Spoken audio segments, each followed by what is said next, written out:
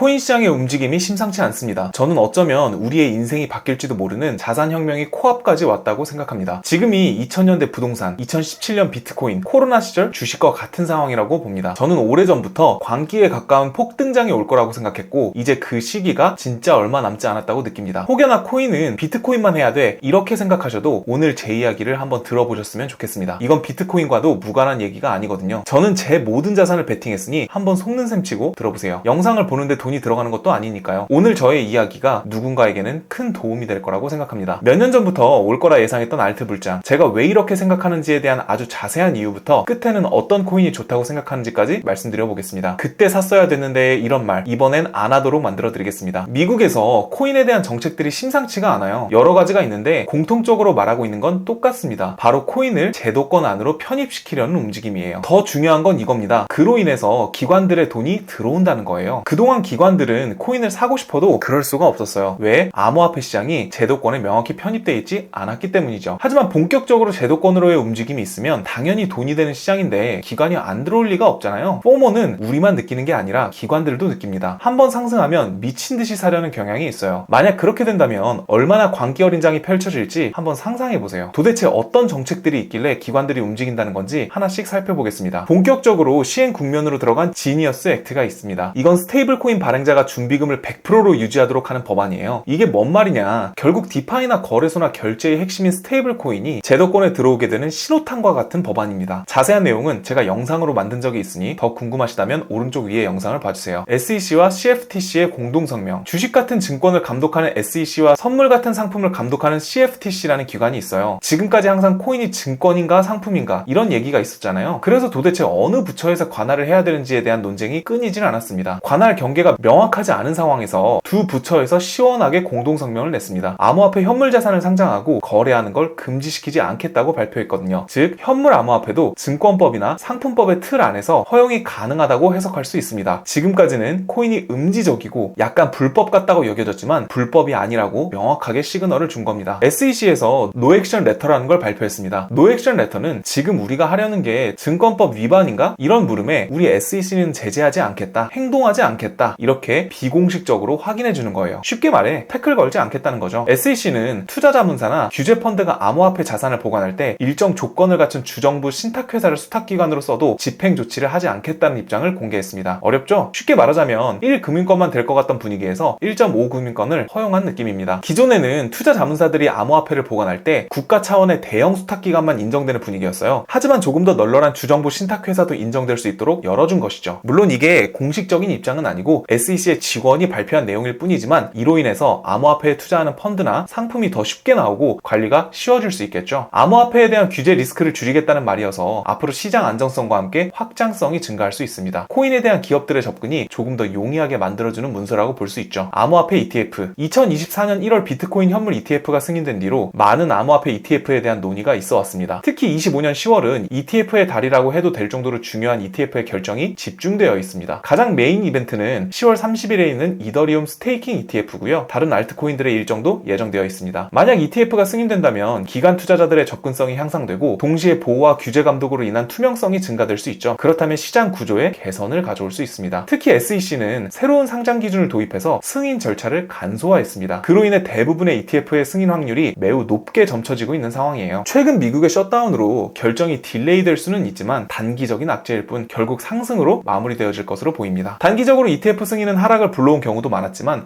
중장기적으로는 강한 상승을 하는 원동력이 되어왔죠. 저는 이 또한 알트 불장의 또 하나의 신호탄이라고 생각하고 있습니다. 이더리움 후사카 업그레이드. 이더리움이 25년 12월 후사카라는 이름의 대규모 업데이트를 준비하고 있습니다. 자세한 건 너무 기술적인 얘기라서 우리는 아주 간단하게만 알아보겠습니다. 이더리움은 수년간 엄청난 성장을 거듭해오며 현재 수백만 명의 사람들이 이용하고 있습니다. 하지만 사람이 너무 많아지니까 거래 확인 속도가 느려지고 수수료가 비싸지는 문제가 생겼습니다. 그래서 블록 가스 한도를 3.3배로 늘려서 더 많은 작업들을 처리할 수 있게 만들려고 하는 거예요. 그러면 사람들이 더욱 편하게 크립토 세상을 활용할 수 있게 되겠죠? 저는 이 업데이트가 된다면 고래나 기관들이 더더욱 쓰기가 편해질 거라고 생각하고 있습니다. 이뿐만 아니라 미국 정부가 전략적 준비금으로 비트코인을 계획하고 있다는 말도 있고 매크로적인 호재들이 굉장히 많습니다. 분야는 모두 달라 보이지만 분명한 공통점이 있죠. 암호화폐를 제도권 안에 편입, 그로 인한 기관들의 참여 시작. 저는 이게 앞으로의 100년을 준비하고 있는 상황처럼 느껴지네요. 현재 보고 계신 차트는 비트코인 도미넌스 차트입니다. 이게 뭐냐면요, 모든 코인의 시총 대비 비트코인의 시총을 표시한 차트입니다. 예를 들어서 도미넌스가 60%라면 모든 코인의 시총에서 비트코인 하나의 시총이 차지하는 비율이 60%라는 소리죠. 결국 핵심은 이 도미넌스가 떨어져야 알트장이 온다는 겁니다. 도미넌스는 거의 3년간 상승 추세를 이어오다가 올해 6월서부터 하락 추세로 전환되었습니다. 저는 이게 알트 불장의 전조를 보여줬다고 생각하고 있습니다. 게다가 이번에 큰 하락이 왔을 때 약 63%까지 도미넌스가 상승했었는데 친절하게 추세선 리테스트를 와준 거라고 볼 수 있죠. 저는 비트코인 도미넌스가 다시 상승 추세로 바뀔 걸로 보고 있지는 않습니다. 그러다가 이번에 형성해준 57%의 저점과 54.5% 요 구간들이 깨지면서 본격적인 핵불장이 올 거라고 생각하고 있습니다. 결국 요점은 3년간 이어졌던 상승 추세가 끝나고 하락으로 전환되었다는 것, 이 자체가 알트장에 대한 시그널이라고 생각합니다. 비트파이넥스 고래들의 움직임, 알트장이 오기 위해서 반드시 필요한 건 뭔지 아세요? 바로 비트가 상승해야 된다는 겁니다. 대장님인 비트가 하락하면 알트장이 올래야 올 수가 없겠죠. 대장님이 가셔야 알트도 갑니다. 그래서 일단은 비트가 가격이 올라서 그 가격이 유지되어야 하는 게 1순위예요. 그리고 저는 신고점을 갱신한 비트의 상승장이 아직 끝나지 않았다고 생각합니다. 고래들이 엄청나게 많이 쓰는 비트파이넥스라는 완전 초창기 거래소가 있습니다. 그리고 지금 보고 있는 게 비트파이넥스 고래들의 비트코인 롱 물량입니다. 이게 무슨 말이냐면 롱 물량이 이렇게 올랐다는 건 고래들이 그만큼 비트코인 롱을 모았다는 겁니다. 그래서 이 차트가 딱 정점을 찍으면 고래들의 매집이 끝났다는 뜻이고 비트코인 가격이 상승하는 경향이 있죠. 이게 생각보다 엄청 잘 맞아떨어집니다. 한번 볼게요. 2024년 9월 고래들의 롱 물량이 딱 피크를 찍었죠. 비트코인이 어떻게 되었죠? 2024년 9월 대비 가격이 2배가 올랐습니다. 2025년 4월에도 피크를 찍었네요. 비트코인이 어떻게 되죠? 25년 4월 저점을 찍어주고 마찬가지로 계속해서 올라갔습니다. 2024년 12월부터 약 4개월간 진행되었던 이 조정 있잖아요. 지금 이게 주봉 차트라서 그렇지 이때 곡소리 정말 장난 아니게 나왔습니다. 4개월 동안 횡보 하락하는데 매집 끝나니까 어때요? 장난 아니게 오르죠? 그렇다면 지금은 어떨까요? 계속해서 오르고 있죠. 그런데 아직 정점은 아니에요. 이게 무슨 말이냐? 고래들의 매집은 끝나지 않았다. 그래서 비트코인 상승장이 끝나지 않았다. 비트코인 상승장이 안 끝났는데 도미넌스는 떨어지네? 저는 이게 알트장이 온다는 강력한 신호라고 보고 있습니다. 토탈 마켓캡, 이건 코인 대장인 비트와 알트 대장인 이더를 제외한 나머지 코인들의 시총을 나타내는 차트입니다. 24년 12월부터 채널 형태를 그리다가 이번에 뚫어졌죠. 그리고 이번 하락에서 크게 하락하긴 했지만 결국 상승 추세를 되돌릴 만한 움직임은 나오지 않았습니다. 그렇다면 이게 무슨 뜻이냐? 결국 아래에서 유동성 받아서 올라가는 그림이라고 보고 있습니다. 우리가 흔하게 이야기하는 컵앤 핸들 패턴을 보여주고 있는 거죠. 이게 무슨 뜻이냐? 비트코인하고 이더리움을 제외한 나머지 코인들의 시총이 신고점을 그리면서 분출할 모습을 보여주고 있는 것이죠. 다른 얘기도 조금 해볼게요. 이건 러셀 차트입니다. 러셀에 대해서 간단하게 설명드리면 미국에서 약간 잡주 같은 걸 모아놓은 지수입니다. 쉽게 말해 나스닥 S&P가 비트랑 이더라면 러셀은 나머지 알트코인 같은 느낌이죠. 러셀 차트가 지금 너무 오르기만 해서 사실 조정이 와야 정상이긴 한 그림인데 어쨌든 러셀도 불장의 전조 증상을 보여주고 있습니다. 컵앤 핸들 패턴으로 그대로 그려가고 있죠. 저는 이것도 광기장이 올 거라는 근거라고 보고 있습니다. 10월 11일에 역대급 대하락이 있었습니다. 비트가 10% 정도 하락하는 와중에 기타 다른 알트들은 70%에서 90% 정도 하락했거든요. 대략 한 4, 50조 정도가 청산이 되었는데 이건 암호화폐 역사상 최대 청산이에요. 코로나 청산이 약 2조, FTX 파산때가 약 3조임을 생각하면 이건 진짜 말도 안 되는 수치죠. 가장 큰 원인을 트럼프의 대중 관세를 손꼽기도 하는데요. 사실 저는 개인적으로 이것만으로는 설명이 불가능하다고 생각합니다. 제 생각에는 개인적인 음모론이지만 아마 코인에 대한 규제가 풀리면서 전통금융에서 기존 크립토계의 마켓메이커나 VC들의 입지를 죽이기 위한 공격이지 않을까 이런 생각도 좀 하고 있습니다. 개인적인 생각일 뿐이고요. 알트코인 입장에서는 이건 거의 시즌 종료급 빔이라고 볼 수 있는데 저는 이것 때문에 오히려 시즌 종료에 대한 걱정이 사라졌습니다. 사실 그동안 너무 많은 레버리지가 껴있었고 너무 많은 개미들이 붙어있었다고 생각합니다. 이번 하락이 시장 구조의 문제가 아니라 유동성과 결국 해결될 매크로 뉴스 때문이라고 생각하기 때문에 상승장에 대한 기존 관점은 크게 달라질 것이 없습니다. 이에 더해서 레버리지와 개미들을 한 번에 청소하는 건 오히려 향후 상승장에 좋을 것으로 보고 있습니다. 알트장이 온다는 건 알겠어. 그러면 도대체 어떤 걸 사야 되는데 제 영상을 예전부터 보신 분들은 아시겠지만 저는 이거 사세요, 저거 사세요 이런 말을 잘 하지 않습니다. 하지만 여기까지 보신 분들을 위해서 제가 실제로 괜찮다고 생각해 크게 베팅한 코인들을 말씀드릴게요. 이번 알트 불장에서 코인을 선택할 때 제가 선정한 기준이 있습니다. 트렌드와 흐름이 잘 맞는가, 실제로 해당 프로젝트가 돈을 벌고 있는가, 앞으로 다가올 기간 투자에 있어서 영향력을 발휘할 수 있는가, 이런 기준으로 볼 때 카테고리적으로는 이더리움과 디파이 섹터를 좋게 보고 있습니다. RWA, AI, 밈 이런 것들 다 좋지만 이번 장에서는 반드시 이더리움과 디파이 섹터의 코인들을 포함시키는 걸 추천드립니다. 실제로 제가 좋게 보고 있는 코인들을 소개시켜드리자면 시총이 높은 메이저 알트코인에서는 이더리움과 체인링크를 좋게 보고 있고요. 그 외에는 에이블을 좋게 보고 있습니다. 이번에 큰 하락이 있었던 만큼 차트적인 관점은 점도 추가해서 말씀드릴게요. 대부분의 사람들이 바라는 것은 알트 불장인데 비트 차트보다는 알트 불장이 오기 위한 첫걸음으로 이더 차트로 말씀드리겠습니다. 또 현재 기타 알트 차트들은 지금 차트가 다 무너진 상태라 차트를 보는 것이 무의미한 상태입니다. 이더리움 차트에서 제가 보라색으로 박스친 구간, 이 구간은 정말 비중 있게 알트 매수를 받아볼 만한 구간으로 보고 있습니다. 또 주황색으로 표시한 이 수평선 라인은 이탈하면 안 되는, 만약 이탈하게 되면 상승까지 시계열이 굉장히 길어지고 더욱 아래 구간을 봐야 하는 구간들입니다. 개인적으로 이 구간은 깨지 않을 거라고 보고 있습니다. 어디까지나 제 개인적인 관점이므로 구독자님들의 투자에 있어서 참고만 하시기 바랍니다. 2017년과 2020년의 비트코인 광기장을 모르는 사람은 아무도 없을 겁니다. 상승이라는 말이 부족할 정도로 진짜 폭등 그 자체였죠. 사람들 입에서 미쳤다는 소리가 절로 나오던 시기였습니다. 저는 그 시기가 한 번 더 올 거라고 생각합니다. 그리고 이제 정말 얼마 남지 않았다고 느끼고 있습니다. 기관들의 포모가 겹쳐지면 역사에 남을 광기장이 도래할 거라고 생각합니다. 저는 단순히 코인이 잠깐의 반짝이는 현상이 아니라 앞으로도 계속 발전하고 끝나지 않을 새로운 패러다임이라고 생각하고 있습니다. 단순히 거래소에서 사고 팔아서 돈을 벌었어, 이게 아니라 이전에는 없었던 새로운 혁명이라는 거죠. 백만장자, 억만장자 같은 진짜 부자들을 한번 생각해보세요. 진짜 부자들은 자신들의 돈이 국가나 특정 단체에 종속되지 않고 오로지 자기가 통제권을 갖고 싶어 합니다. 그리고 그건 암호화폐의 핵심인 블록체인과 일맥상통하죠. 어차피 우리에게 다가올 세상이라면 조금이라도 먼저 그리고 빨리 익숙해지는 게 무엇보다 중요하다고 판단됩니다. 알트 불장에 대한 내용들은 오래전부터 제가 텔레그램 채널에서 꾸준히 이야기해오고 있었습니다. 이런 내용들을 빠르게 받아보고 싶으시다면 지금 고정 댓글을 확인해주세요. 감사합니다.